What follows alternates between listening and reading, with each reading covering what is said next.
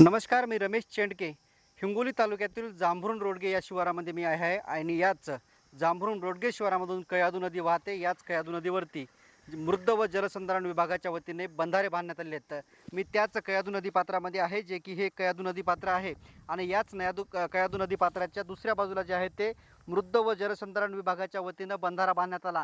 मात्र हा बंधारा जो आहे तो शेतकऱ्यांचं जमिनी सिंचनाखाली याव्या, शेतकऱ्यांच्या जमिनी भिजाव्या या हेतूने काही वर्षापूर्वी कोट्यावधी रुपये खर्च करून बांधला.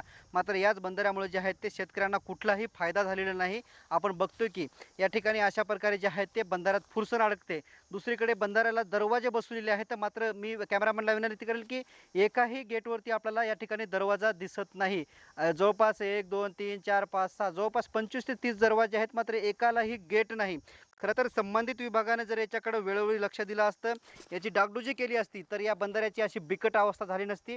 आणि याच बंधाऱ्याचं जर मेंटेनन्स चांगलं असलं, संबंधित प्रशासनाने याकडे लक्ष दिलं असतं आणि मेंटेनन्स चांगलं ठेवलं असलं, तर आज शेतकऱ्यांच्या जमिनी जे आहेत ते या ठिकाणी सिंचनाखाली झाल्या असत्या आणि शेतकरी जो आहे तो सुजलन सुफलन झाला असता. मात्र तसं होताना दिसत नाही. कारण तरी फक्त हे जे आहेत ते निधी खर्च करण्यासाठीच बंधारा बांधला की काय, असाही प्रश्न उपस्थित राहतोय. आपण दुसरीकडे बघतोय की या ठिकाणी हे जे आहे ते बंधाऱ्यामध्ये फुरसन अडकलं आणि याच फुरसन काडी कचऱ्यामुळे जे आहेत ते ह्या ठिकाणी शेतकऱ्यांच्या जमिनी ज्या आहेत ते तुटून गेलेल्या आहेत. जमिनी खणलेल्या आहेत. कयाधू नदीचं पात्र जे आहे ते कुठंतरी तुटलेलं आहे आणि याचमुळे की काय, पात्र तुटल्यानंतर याच परिसरातील शेतकऱ्यांच्या शेतामध्ये पाणी जातं आणि पावसाळ्यामध्ये प्रचंड नुकसान होतं. खरं तर पावसाळ्यापूर्वी या ठिकाणी जे आहे ते या बंधाऱ्याची डागडुजी करावी आणि आमचं होणारं नुकसान टाळावं अशी शेतकरी करत आहेत. दुसरीकडे आपण बघतोय की कयाधू नदीच्या पात्रावरती जे आहेत ते या बंधाऱ्यात बसवण्यात आलेले दरवाजे जे आहेत ते असे पडलेले आहेत. आपण बघतो की हे लोखंडी दरवाजे आहेत. मात्र लोखंडी दरवाजे जे आहेत ते त्या नदीच्या गेटला न बसवता अशा ठिकाणी पडलेले आहेत. मोठ्या प्रमाणात या दरवाजांचं जे आहे ते या ठिकाणी खच पडलेलं आहे.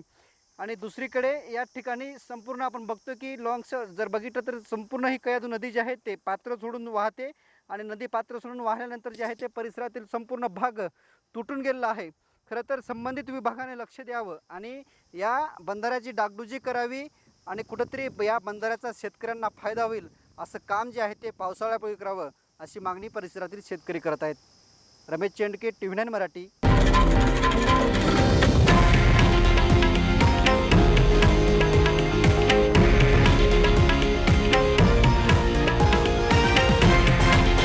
हे आहे देशातील नंबर 1 न्यूज नेटवर्क आणि आपण पाहत आहात TV9 मराठी, एकमेव.